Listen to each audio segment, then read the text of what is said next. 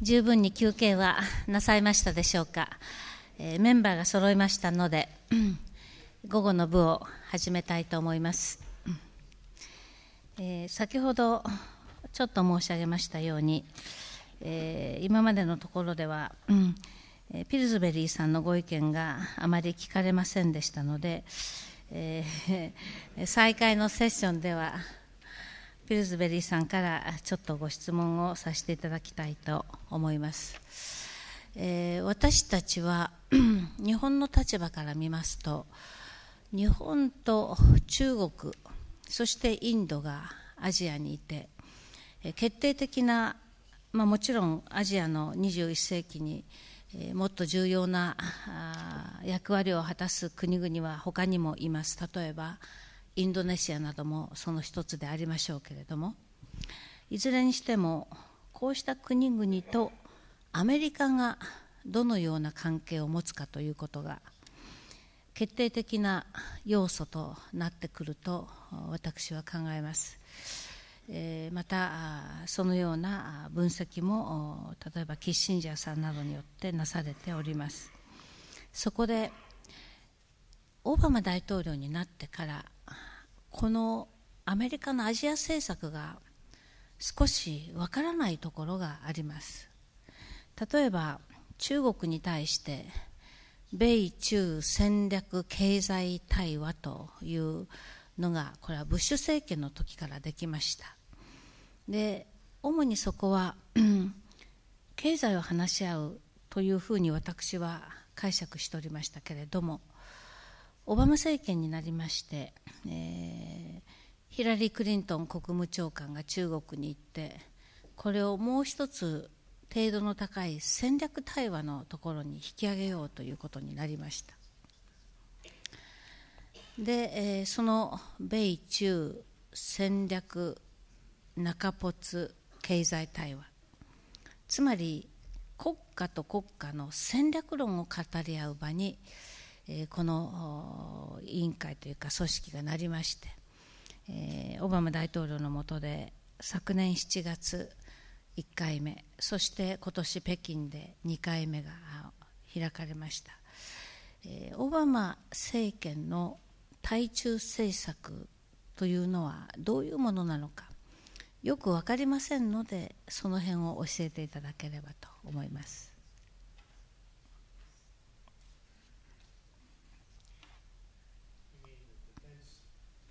はいはい。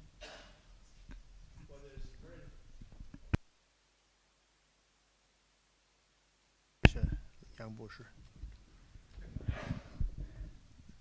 There's a continuity with the Clinton administration in people and thinking. In the Clinton administration, in the Defense Department, the person in charge of Asia was named Kurt Campbell. And Kurt Campbell worked closely with other people.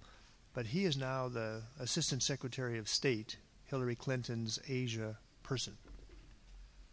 So Kurt Campbell's thinking in the 1995 to 2000 period was to try to revive or strengthen U.S.-Japan relations.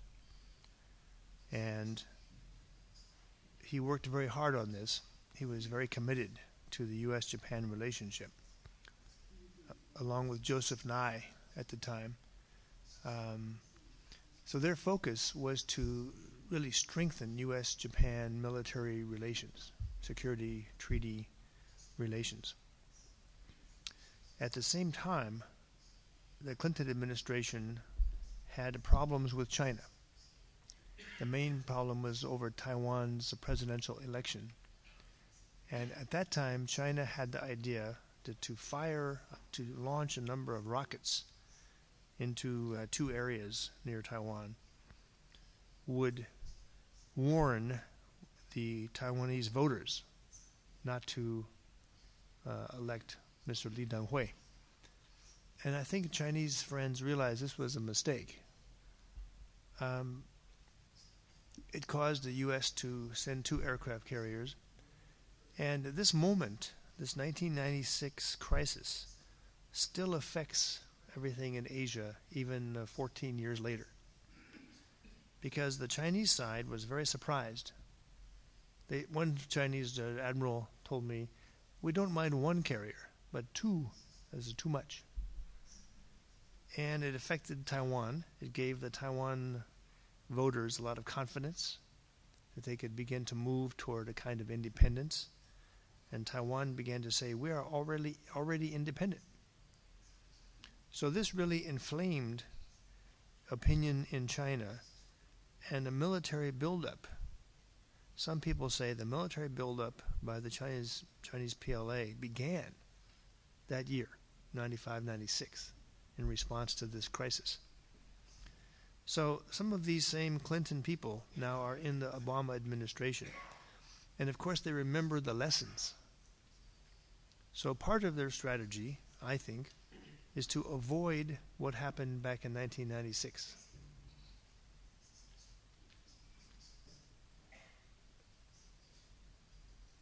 Secondly, they have a belief about China that is causing many people to be worried. And their belief is the U.S. and China can cooperate very closely in almost every way. And the speeches you hear have terms like this. No problem in the world can be solved without the U.S. and China cooperating. Climate change is one example, but there are many others. And they don't say no problem can be solved without U.S., Japan, and China. They just say U.S. and China. So there's a nickname, there's a short term for this called G2, the G2 theory.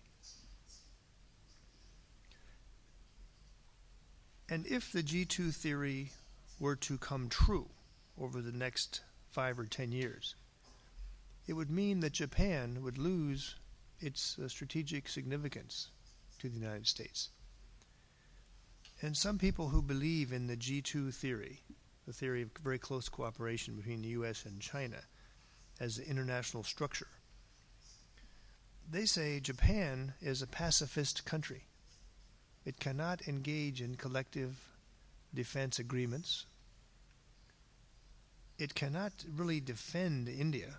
It can go to a multilateral peacetime exercise with the Indians. There's no problem. But Japan cannot defend India. It can't defend any country. It's against the interpretation of the Constitution. So this kind of geopolitical thinking has two parts. China is America's future most important partner in the world, and Japan is a self-limited in international security by two things. The public opinion of the Japanese people, which appears to not care very much about strategic matters or military matters. And number two, something Sakurai-san has put in her wonderful speech of last year, that the American government occupation concept of a weak Japan, this remains unchallenged in Japanese politics. And you mentioned in your paper the council that was formed in 2006. And now I think you've had 4 prime ministers, and none of them has tried to implement Prime Minister Abe's council ideas, his expert council ideas. So you can see someone like me who works on the long-term trends, 20 years at a time, you can see these trends at work in American thinking, how American intellectuals examine the geopolitics of Asia. They see Japanese economic growth being very poor for 20 years, not much sign of reform in the Japanese economy. The pacifism remains the mainstream approach. The efforts of the Clinton administration in '96 were successful. There was some limited improvement, but not a lot. So the G2 approach, it seems to me, is very popular in our country. And this means some of the policies I put up this morning would have to change. We would have to become more supportive of China's military buildup. As Dr. Yang says, we'd have to have more discussions with Chinese military on revolution, military affairs, and logistics, really help the Chinese military build up. And there are some Americans who support this. They've written articles that it's in our national interest to have a stronger China and for China to have power projection, and in order for China to be a responsible power, they need a strong military forces. So this view is strong.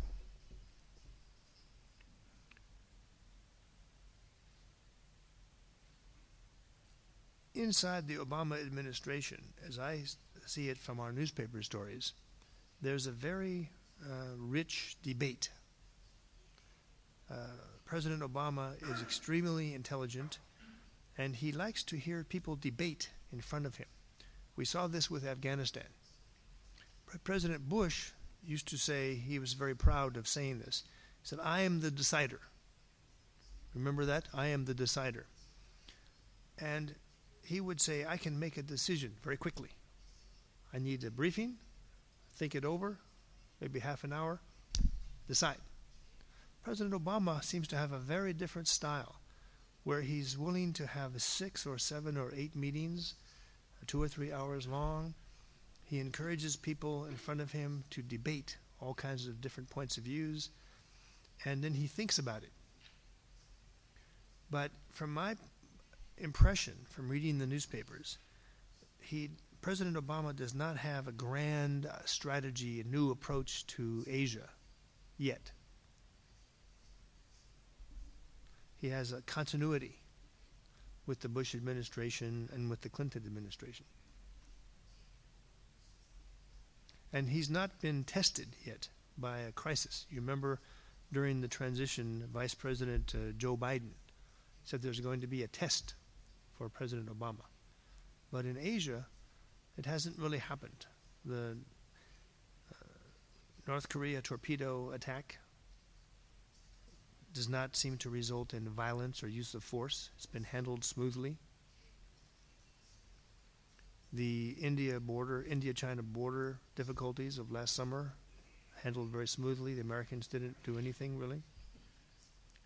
So if you think about a future crisis that would test President Obama, you have to make a list of what kinds of things could happen in Asia that could bring about a conflict or a crisis.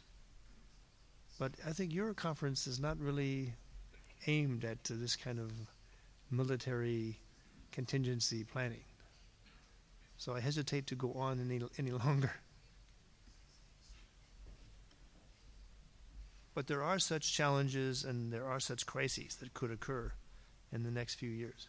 And I'm very worried about some of them.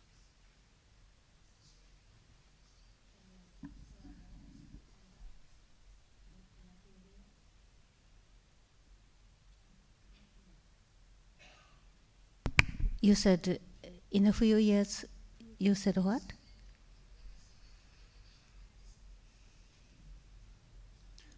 The kind of crises that could happen over the next few years in Asia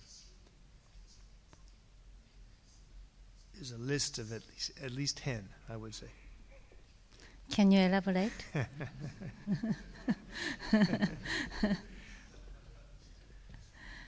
But with enough stability and cooperation and happy talk, these 10 crises will never happen.